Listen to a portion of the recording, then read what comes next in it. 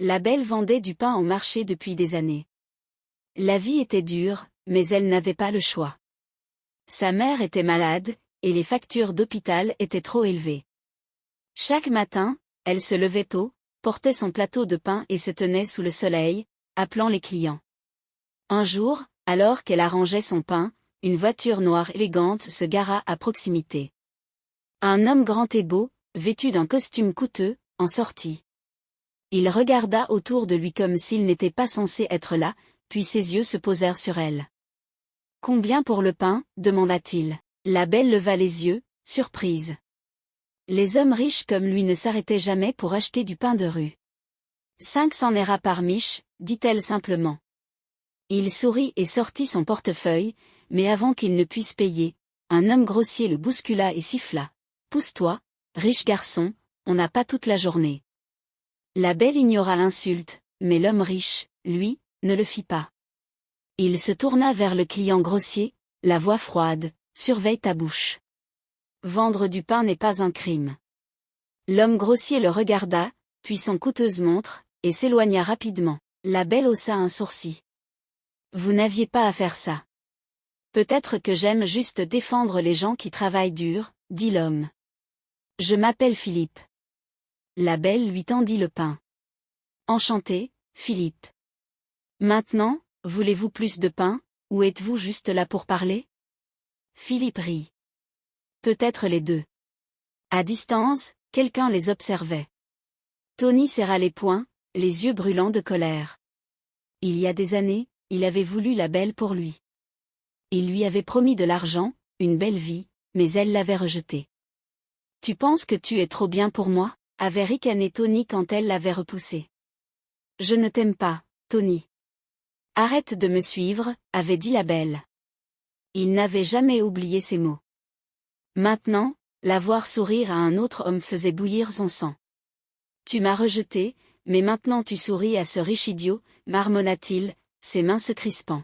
« Si je ne peux pas t'avoir, personne ne t'aura. » Le lendemain, Philippe revint au marché. La belle fronça les sourcils. « Encore vous ?»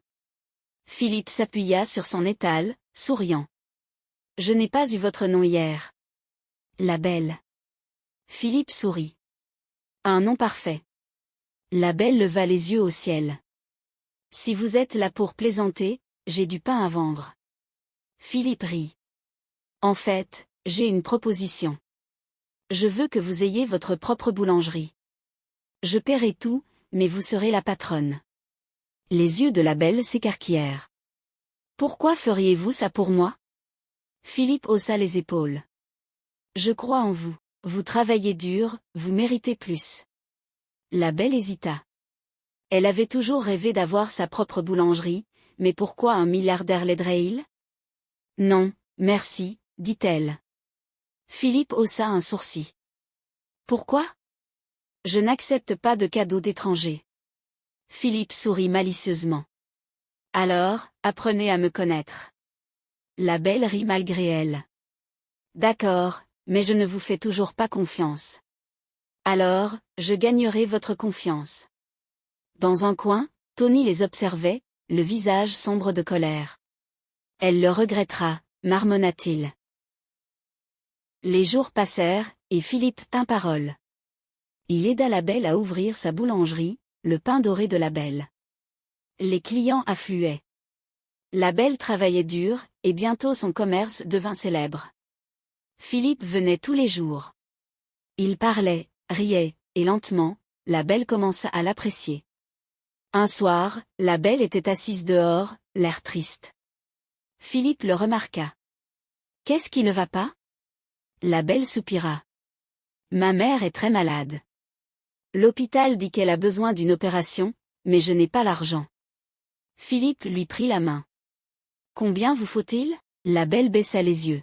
« Beaucoup plus que ce que je peux me permettre. » Philippe n'hésita pas, « Je paierai. » Les yeux de la belle s'écarquillèrent. « Non, je ne peux pas vous laisser faire ça. » Philippe sourit. « Je veux le faire. Laissez-moi aider. » Les larmes montèrent aux yeux de la belle. « Philippe, je ne sais pas quoi dire. »« Dites juste oui, » murmura-t-il. La belle hocha la tête, trop émue pour parler point. Le lendemain, Philippe transféra l'argent. L'opération fut un succès. Quand la mère de la belle se réveilla, elle prit la main de sa fille et dit, « Cet homme t'aime. Ne le repousse pas. » La belle sourit. « Je sais, maman. » Ce soir-là, après avoir fermé la boulangerie, la belle et Philippe marchaient sous les lampadaires. Philippe s'arrêta et se tourna vers elle. « La belle, savez-vous pourquoi j'ai fait tout ça ?» La belle le regarda. « Parce que vous êtes gentil ?» Philippe sourit. « Parce que je t'aime. » Le cœur de la belle s'emballa. « Tu m'aimes ?» Philippe hocha la tête. « Oui. J'aime ta force, ta gentillesse, la façon dont tu te bats pour tes rêves. » La belle sentit des larmes dans ses yeux. Elle avait eu peur de l'amour, peur d'être blessée, mais Philippe était différent. Elle prit une profonde inspiration et murmura, « Je t'aime aussi. » Les yeux de Philippe brillèrent. « Redis-le. » La belle sourit. « Je t'aime, Philippe. » Philippe la serra contre lui, et sous le ciel nocturne, ils partagèrent leur premier baiser. Mais tout le monde n'était pas heureux. Tony était assis dans son bureau, le visage tordu de rage. « Alors, elle l'aime maintenant, après m'avoir rejeté, » grogna-t-il. Il décrocha son téléphone. « Trouve un moyen de ruiner sa boulangerie. Je veux qu'elle souffre. » À l'autre bout, Lisa, l'assistante de la belle, sourit méchamment. Considérez ça comme fait. La belle n'avait jamais été aussi heureuse. Sa mère était en bonne santé, sa boulangerie prospérait, et Philippe était toujours à ses côtés. Chaque matin, il passait à la boulangerie avant d'aller travailler, s'asseyait au comptoir, la regardait pétrir, la taquinait, la faisait rire. Elle aimait la façon dont il la faisait se sentir en sécurité, dont il croyait en elle-même quand elle doutait d'elle-même. Un soir, après la fermeture, Philippe lui prit la main et la regarda dans les yeux. « La belle, tu ne sais pas à quel point je t'aime, » dit-il doucement. La belle sentit son cœur s'emballer. « Je t'aime aussi, Philippe, » murmura-t-elle. Il sourit et l'embrassa doucement. Cette nuit-là, elle ne pouvait s'arrêter de penser à lui. Elle n'avait jamais cru qu'elle tomberait amoureuse, mais avec Philippe, tout semblait juste. Mais pendant que la belle était heureuse, Tony bouillait de colère. Il était assis dans son bureau, regardant des photos de la belle et Philippe sur son téléphone. Il avait engagé quelqu'un pour les suivre, pour surveiller chacun de leurs mouvements. Les voir ensemble faisait bouillir son sang. « Elle m'a rejeté, mais maintenant elle donne son cœur à lui, » marmonna-t-il. Il serra les poings, l'esprit rempli de pensées malveillantes. Il décrocha son téléphone et appela Lisa. « Il est temps, » dit-il. Lisa sourit. « Ne vous inquiétez pas, patron, je vais m'assurer que sa boulangerie soit détruite. » Le lendemain matin, la belle arriva à la boulangerie tôt, comme d'habitude. Elle salua ses employés, mit son tablier et commença à pétrir. L'odeur du pain frais emplit l'air, et les clients faisaient la queue dehors, attendant l'ouverture. Mais juste au moment où elle allait déverrouiller la porte, des inspecteurs sanitaires firent irruption. « Cette boulangerie est fermée », annonça l'un d'eux. La belle se figea. « Quoi ? Pourquoi ?» demanda-t-elle, le cœur battant. L'inspecteur lui tendit un papier. « Nous avons reçu des rapports indiquant que vous utilisez des ingrédients périmés. Votre boulangerie n'est pas sûre pour les clients. » Les mains de la belle tremblèrent en regardant le papier. « C'est un mensonge. Nous n'utilisons que des ingrédients frais, » protesta-t-elle. Dehors, les gens se rassemblaient, chuchotant. « Je le savais. Elle n'a jamais été une vraie femme d'affaires, » dit quelqu'un. « Philippe l'a rendue riche, et maintenant elle est émasquée, » ajouta un autre. La belle se sentit étourdie. Comment cela pouvait-il arriver? Elle se tourna vers Lisa. « Étais-tu au courant ?» Lisa feignit un air choqué. « Non, la belle, je te jure que je ne sais rien. » Mais intérieurement, elle souriait. Philippe arriva juste à temps pour voir les portes de la boulangerie scellées. « Qu'est-ce qui se passe, bon sang ?» exigea-t-il. La belle le regarda, les larmes aux yeux. « Ils m'ont fermé, Philippe. Ils pensent que j'empoisonne les gens, dit-elle, la voix brisée. La mâchoire de Philippe se crispa. C'est un coup monté, dit-il fermement. La belle secoua la tête. Peu importe. C'est fini, murmura-t-elle. Philippe lui prit le visage. Ne dis pas ça. Nous allons nous battre. Mais la belle se dégagea. Philippe, peut-être qu'ils ont raison. Peut-être que je n'ai pas ma place dans ton monde. Le cœur de Philippe se serra. Ne dis pas ça, supplia Théil. Mais la belle s'était déjà détournée, marchant sous la pluie, le laissant là, impuissant point à distance. Tony observait depuis sa voiture, souriant. Et voilà, elle tombe, dit-il. Mais ce qu'il ne savait pas, c'était que Philippe n'était pas homme à abandonner facilement. Cette nuit-là, Philippe était assis dans son bureau, examinant les images de surveillance de la boulangerie. Il savait que quelqu'un avait piégé la belle, et il allait découvrir qui. Soudain, il vit quelque chose qui fit bouillir son sang. Lisa. Elle s'était faufilée dans le bureau de la belle la nuit.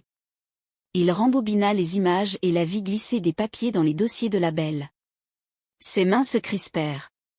Alors, c'était toi, marmonna-t-il point le lendemain matin, il fit irruption dans l'appartement de Lisa. Elle ouvrit la porte, choquée de le voir.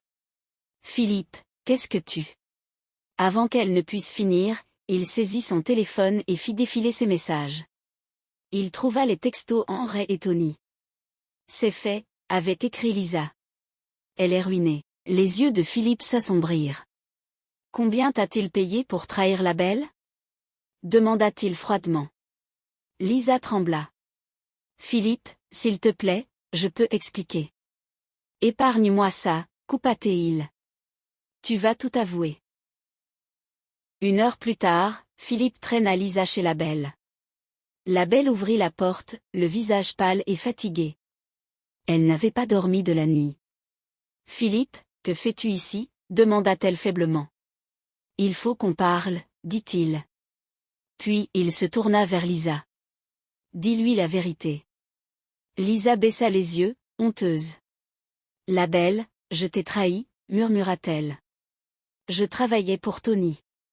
Il m'a dit de placer de faux preuves dans ta boulangerie. Il voulait te détruire. Le cœur de la belle se serra. Tony, répéta-t-elle, la voix tremblante. Lisa hocha la tête. Il ne t'a jamais pardonné de l'avoir rejeté. Il voulait se venger. La belle porta la main à sa bouche, retenant ses larmes. Philippe s'avança. La belle, tu n'es pas une ratée. Tu ne méritais pas ça, et je te jure que je ferai payer Tony. La belle le regarda, les yeux pleins d'émotion. Philippe, je ne sais pas quoi dire, murmura-t-elle. Il lui prit les mains. Dis que tu crois en nous. Dis que tu n'abandonneras pas, la belle prit une profonde inspiration. Je crois en nous, murmura-t-elle. Philippe sourit et la serra dans ses bras. Mais leur bonheur fut de courte durée. Cette nuit-là, le téléphone de Philippe sonna. Il décrocha. Allô? Si tu veux revoir la mère de la belle vivante, apporte $1 million, dit une voix froide. Le cœur de Philippe s'arrêta. Qui est-ce? Tu as 24 heures, dit la voix avant que l'appel ne se termine. Philippe se tourna vers la belle, le visage pâle. Ta mère. Elle a été kidnappée. La belle haleta. Non. Qui ferait ça? Cria-t-elle. Philippe serra les poings. Tony, grogna-t-il. Il attrapa ses clés de voiture et se dirigea vers la porte. La belle courut après lui. Philippe, s'il te plaît, ne fais rien de fou. Il se tourna vers elle, les yeux brûlants de colère. Je ne le laisserai pas te faire du mal à nouveau, dit-il.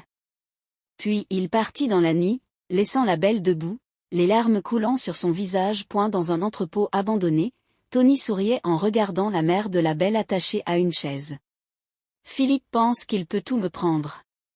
Voyons jusqu'où il est prêt à aller, dit-il. Ces hommes rirent. Tu penses vraiment qu'il viendra seul? Demanda l'un d'eux. Tony sourit. Il viendra. Parce qu'il l'aime.